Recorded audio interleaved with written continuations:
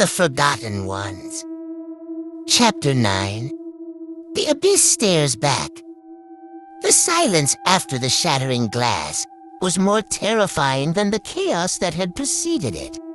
Ellis stood in the dim chamber, his chest heaving with exhaustion and dread. The weight of the past hours hung heavily on him, and though he was alone now, he felt no relief. The sense of being watched had not dissipated. The room, though empty, felt alive with the memories of the Watchers, their void-like eyes still piercing through the shadows, reminding him that this place did not forgive intrusions. Ellis ran a trembling hand through his hair, trying to steady himself, but there was no time for reflection. Peter's voice, the real Peter, still echoed in his mind, faint but unmistakable. He hadn't imagined it. His brother was out there, somewhere deeper within this labyrinth of terror. Gathering his remaining strength, Ellis pressed on, leaving the shattered remnants of the mirror behind. His footsteps echoed in the chamber as he moved toward a narrow corridor at the far side of the room. The stone walls on either side of him felt like they were closing in, suffocating as if the entire structure was alive and conspiring to trap him forever. The corridor was long and winding, the air colder the further he ventured. There were no more torches to light his way, only the faint, ghostly blue glow emanating from the walls themselves, and a natural light that seemed to pulse like a heartbeat, growing stronger with each step Ellis took. As he moved deeper into the darkness, Ellis began to notice something strange about the walls. What he had first assumed were cracks or etchings were actually faces. Hundreds of faces, twisted in agony, their mouths open in silent screams. The stone seemed to shift and move beneath his touch, as if the walls themselves were alive, their suffering embedded into the very foundation of the place. A shiver ran down his spine, but he forced himself to keep going. He couldn't afford to stop, not when Peter was so close. After what felt like an eternity, the corridor opened up into another chamber, this one far larger than the others he had seen. The ceiling stretched impossibly high, disappearing into the shadows above, and the walls were lined with mirrors. Hundreds of them, each reflecting a distorted version of the room, but none of them reflected Ellis. The room was empty of life, and yet Ellis felt that same presence. The Watchers, lingering just beyond the surface of the mirrors, waiting for him to make a mistake. In the center of the room, on a raised stone platform, lay a figure. Ellis's heart skipped a beat. It was Peter. He rushed forward, his legs barely holding him upright as exhaustion threatened to take over. But as he approached, something made him stop. The figure on the platform, his brother, looked peaceful. Too peaceful. His body lay still, his face pale and serene, his eyes closed as if he were merely asleep. Ellis knelt beside him, his breath catching in his throat. "Peter," he whispered, his voice trembling. "Peter, wake up." There was no response.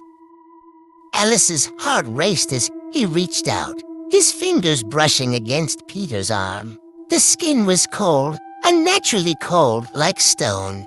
His brother didn't stir, didn't move, and a terrible realization began to dawn on him. This wasn't right. This wasn't real. He glanced up at the mirrors that surrounded him, each one reflecting the scene before him. But there was something off about the reflections, something he hadn't noticed before. In the mirrors, Peter's eyes were open, staring. And in each reflection, Ellis wasn't kneeling beside his brother. He was lying beside him. The blood drained from Ellis's face as the truth settled in. The reflections weren't showing what was happening. They were showing what was going to happen. What this place had planned for him. A cold dread crept up his spine as he looked back down at Peter's still form. "No," he muttered, shaking his head. "No, I'm not going to let this happen." But the room seemed to disagree. The mirrors began to hum, a low, almost imperceptible sound that vibrated through the floor and into Alice's bones.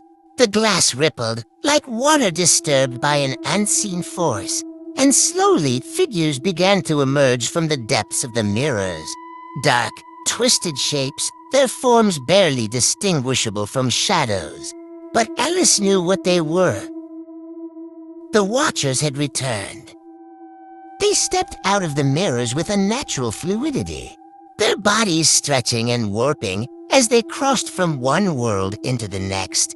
Their void-like faces remained hidden beneath their hoods, but Alice could feel their gaze.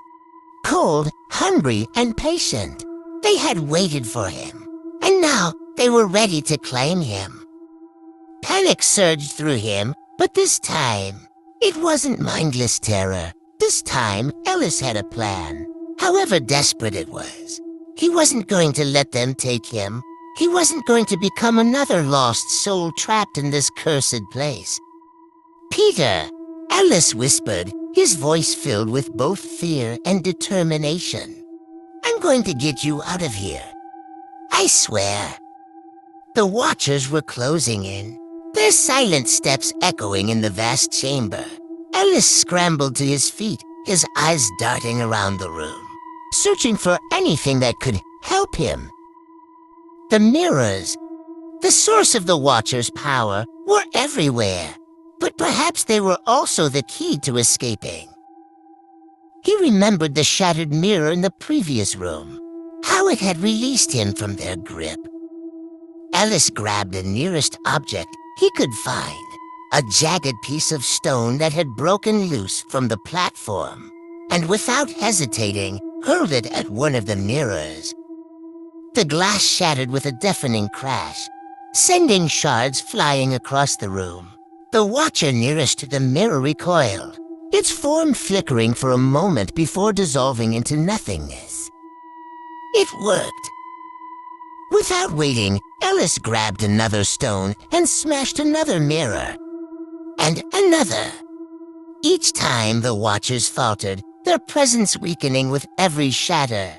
But there were so many mirrors. Too many! And the Watchers weren't going to let him destroy them all. They advanced faster now, their movements growing more aggressive, as they closed in on him from all sides. Alice swung the stone wildly, knocking over mirror after mirror. But the Watchers were too close. One of them reached out, its long, shadowy fingers brushing against his arm. The touch was ice cold, and Alice felt his strength draining from him instantly, the room spinning as the void threatened to pull him in. With a final burst of adrenaline, Alice threw the stone at the largest mirror, the one directly behind the platform where Peter lay. The glass shattered, and the sound was unlike anything he'd heard before. It wasn't just a crash. It was a roar, a howl of fury from the very walls themselves.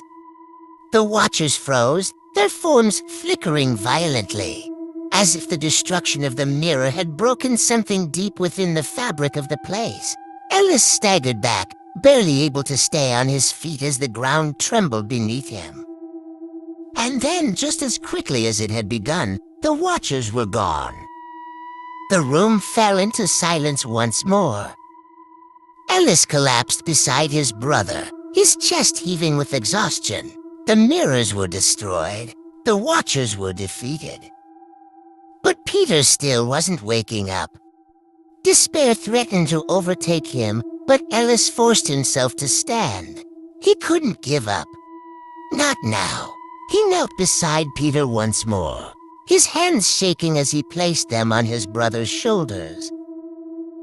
"Peter," he whispered, his voice breaking.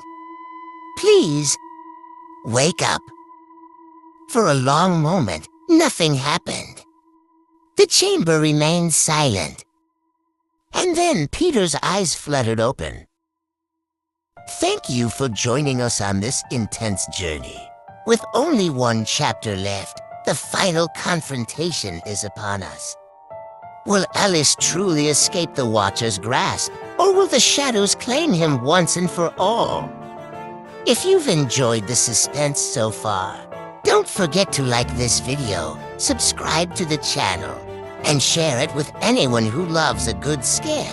Your support helps us bring these stories to life. Stay tuned because the next chapter is the one you've been waiting for. The final chapter where all truths are revealed. You won't want to miss it. The stories may end, but the nightmares continue. Sleep soundly, if your mind lets you.